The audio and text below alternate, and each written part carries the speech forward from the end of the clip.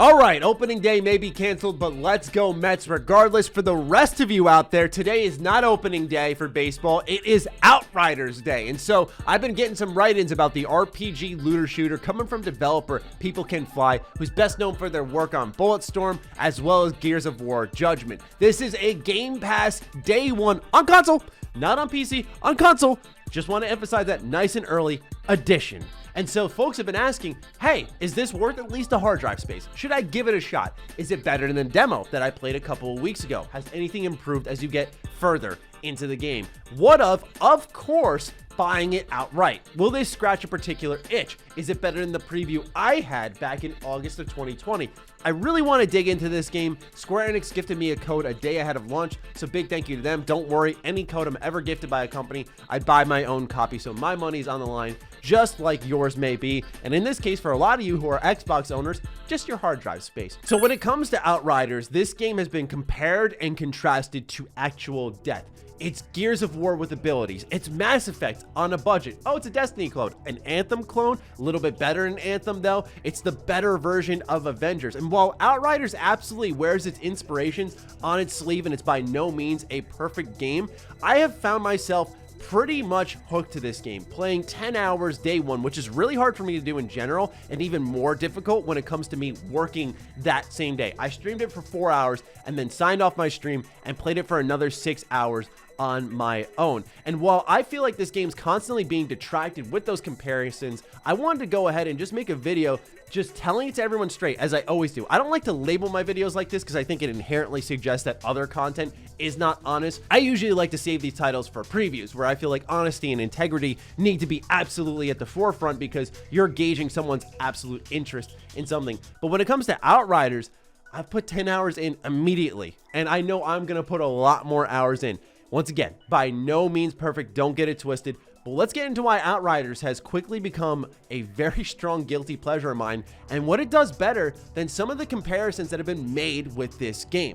Now, I want to get some of the messy stuff out of the way. Let's start off with the story. This game's story is so mid-tier, it's not even funny. But what's interesting, I've never experienced this before, is a lot of people have said this has zero personality. And in the traditional sense, yes, Outriders is incredibly bland, but it's so corny. It's so cheesy. It's almost so poorly written and acted that I adore it for it. And I know that may not be a compliment. I'm not trying to sell you on it, okay? Make that very much known here in the early going that this is not a selling point. But to me, that terrible acting, I mean, I was laughing my ass off my entire stream because of the way that the actor was delivering his lines as the male protagonist. This dude was the most dry, stale, imaginable person ever, where someone could be handing him $1 million and he'd go, "Hey, thanks." And it's like, dude, lighten up a little bit. Stand up. Get the fuck out of here. Go! Do you see what I mean? I mean, it's literally like how I felt about Spider-Man 3 when watching it time in, time out. It's so bad that I actually love it for it. If you've played Bulletstorm before, though, you'll know that People Can Fly has this very B-tier level of writing there where at times I wonder if it's absolutely intentional. And it's really even harder to distinguish when it comes to Outriders because at its core, the universe is interesting. So humanity has moved to Enoch. Earth is gone. It's done for. It's been left behind because people have been fighting there for years, and Enoch was their one chance to have a restart. And pretty much Earth is repeating its history on a brand new planet where Enoch has tons of creatures, and you play as, you guessed it, an Outrider who is arisen from cryosleep after being away for about 30 plus years. And so you're entering what is a major conflict across Enoch, which is, again, Earth on repeat. So at its core, very interesting universe, but the execution, the writing, the characters who just die instantly, honestly offer really nothing to get me super hooked. But I would be lying if I said I wasn't paying attention to every cutscene happening for definitely the wrong reasons. Traditionally speaking, it's not a really good story at all, but it's super entertaining for what it is, and it's actually fascinating because of how cheesy it is.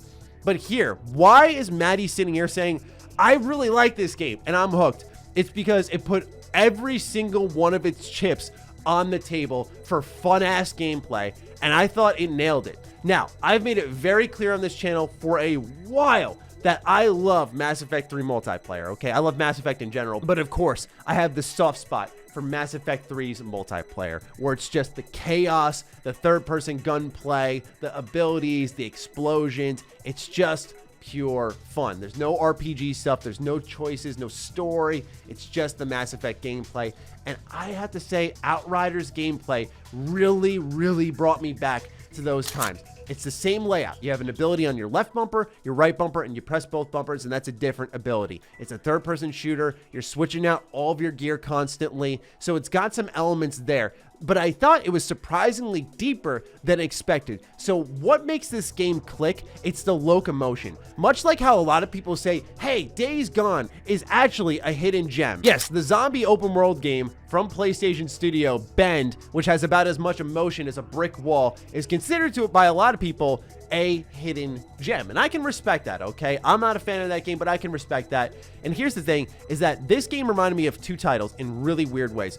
Bloodborne and Days Gone. So Days Gone was really well known for its horde mechanic, which was kinetic. It was constantly having you running, planning, on the move, using abilities, constantly being actively engaged. Outriders channels that perfectly with a lot of its abilities, where it's forcing you to get out of cover, to attack, to use your abilities. Now, how does Bloodborne play into this? I'm getting a lot of hot comparisons in here, but the way it does that is because Bloodborne rewards your aggression by regenerating health. If you get hit, go back at your enemy, get that health back. This game functions that way a lot. So I'm playing as the Devastator class. The Devastator class is a tank, and it's known for getting up close and personal, and its passive ability is I regenerate health when I kill enemies within a certain radius close by. So for me, I need to be up in their face. So shotgun blasting, ground pounding, using my golem armor, and getting in their face when I'm low on health is my only way of surviving.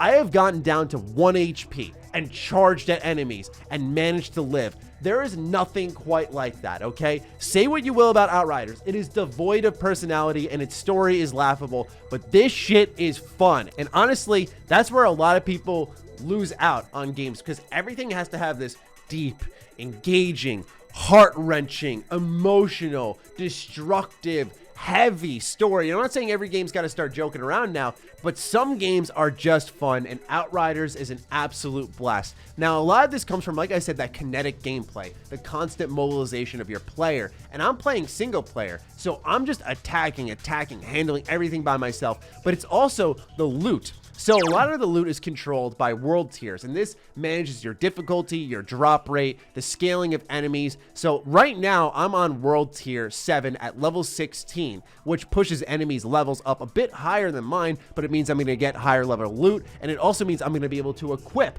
higher level loot, so I can compete with them a little bit better, but I'm going to be lower on health and stuff, so it's a little more dangerous. And I thought that risk reward mechanic worked really well, because as I'm taking out these enemies, I'm swapping out my guns, I'm swapping out my armor, I'm swapping out my abilities, because sometimes you'll have skills attached to different pieces of armor that are better. So instead of using, say, my Quake skill, where I'll knock down the ground and shake up foes behind cover, I'll switch to something like deflect bullets, because I got a couple of pieces of armor that enhance that, allowing me to trigger an ability twice, or allowing me to do massive damage or inflict a bleed status. You see, what Outriders does really well is gives you gear that impacts your gameplay. Like I said, letting you double off abilities, freeze enemies, slow them, having explosion happen in a radius, having your clip automatically reload if you kill an enemy with 33% or less in your clip. I mean, there is so many different little mods that are on each piece of equipment that it works fantastically. And that doesn't even get into the ability to craft and customize, where there is a seamless transition of upgrading rarities of weapons, getting more mods, swapping mods out. It doesn't feel, to me so far, as grindy. It just feels like I'm getting good gear, and then once I get that good gear, it's not like, but it has this one ability I don't like. I can swap that out, and the resources needed for that I've been able to get very much easily. So it's that combination of loot, switching out abilities, and then attacking the absolute living hell out of my enemies, which has pretty good diversity, from humans to creatures to explosive spiders, absolute behemoths jumping at me, flying creatures. I mean, there is a good diversity here that forces me to get mobile, to change my approach, use my abilities differently, use different weapons. I appreciate the hell out of that, because at its core, Outriders is a lot of fun. My biggest complaint with its gameplay, however, is level design. everywhere you enter is clearly laid out as, hey, this is supposed to be cover for your enemies. And so it's like Gears of War 1. I've gone through all of the Gears game this year because we've had just ample free time to game as we remain locked in our houses. And so for me, seeing the progression of Gears as they stepped away from having the convenient sandbags placed in the middle of roads where, hey, you're going to need cover for this part, but it doesn't really make sense why the cover is here. Outriders trips, stumbles, and falls flat on its face with this. There are so many points where you enter areas that make zero sense why there's lines and lines and lines of cover laid out, other than for your enemy to have something to hide behind so you're not just fighting in these empty rooms. And so I get why it exists, but for you as a player, you don't really use it because, like I said, in my case, and especially when I've researched some of the classes, you're going to play aggressively. And I played as the Technomancer back in my build with August 2020. And even then, I was getting aggressive, throwing down turrets, playing it in a little bit of a different manner, albeit a smidge more passively than the Devastator, but still in their face. So the cover really isn't for you. It is for your enemies. But even then, the level design really does flop, in my opinion, because it just seems so blatantly a third-person shooter that, much like the story, that level design can pull you right out. So it's about that gameplay. And if you can get hooked by that core, it works well. It also carries into the class system. So there are 4 classes you can pick from, but also as you get class points, you can spend them on trees that'll diversify your build. So think a little bit like Borderlands, where Borderlands has 3 different skill trees that customize that particular class you're playing as. So there's some real replayability at the core of Outriders 2. And it really shocked me. So right now I'm going up the route, which is all about damage. It's like, I want to eviscerate everybody, and that's been a blast. So I've gotten perks that increase the drop rate of shotguns, my shotgun damage, my mastery with those weapons. And so when I got a shotgun as a Devastator with Golem armor on, I am just eviscerating foes. There's nothing better than hopping up, doing a gravity rush, which is where I just fly at the enemies and seeing a bloody explosion and then clearing out the rest with a couple of shotgun blasts. It is a tremendously good feeling. Another little kink, however, in this gameplay loop is the life leeching.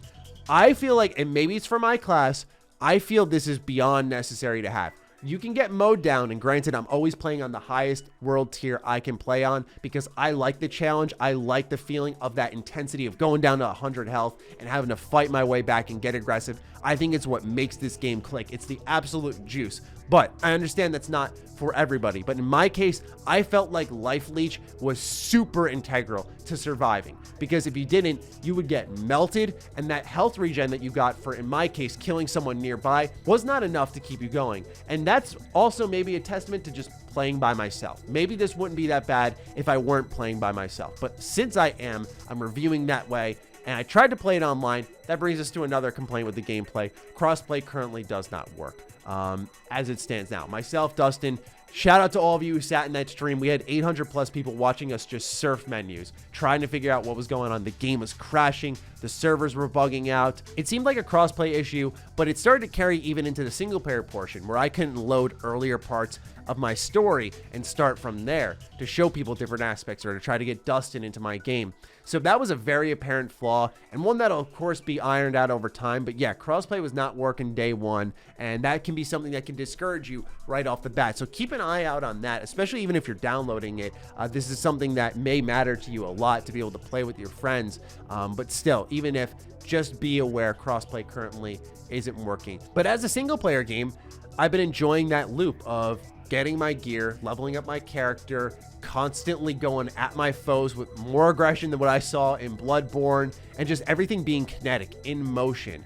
The AI itself maybe isn't the best because sometimes they will just group up, gather, stand there, and shoot at you, and they won't behave tactically. And they do the right things. They hide behind cover, and they try to poke you from afar, and then you rush at them, and they're like, oh snap, and they scramble. And that's, I think, how they should behave personally. It's not perfect by any means, but that's sort of the name of the game here. It's not perfect, but it's damn fun. I'd be lying if I said I didn't have a great time. There are also some other nitpicks I want to get into. One is the tremendous amount of loading screens here. This may be one of the best 360 games of all time, but it's definitely not one of the best next-gen games. So there's fades to black, an animation plays, then another fade to black, then a loading screen. Going from quest to quest can be some of the most tedious stuff. Even on Series X, where the console loading time is great, it still feels very annoying because you'll have to go to your map, loading screen, load into an area, go to the fast travel point, load again, get into that area, run to the quest area, load in again.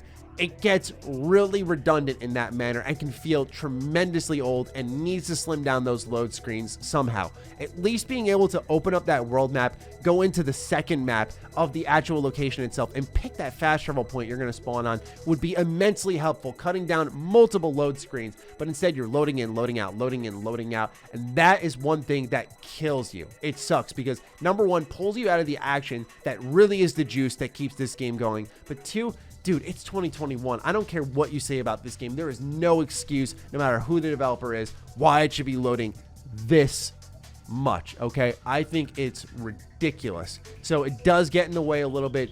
Do be aware of that. There is some jank there for sure. I also didn't like the character creator. I thought it was bland. The lacking of color options for your hair was pathetic. You had brown, silver, black. That was really it. And I'm like, dude, like, how does this universe not allow crazy hair? It makes no sense. Everything about the gameplay is wild. You're sprinting around, you're crushing enemies, blowing them into gore bombs, but you can't have something like blue hair.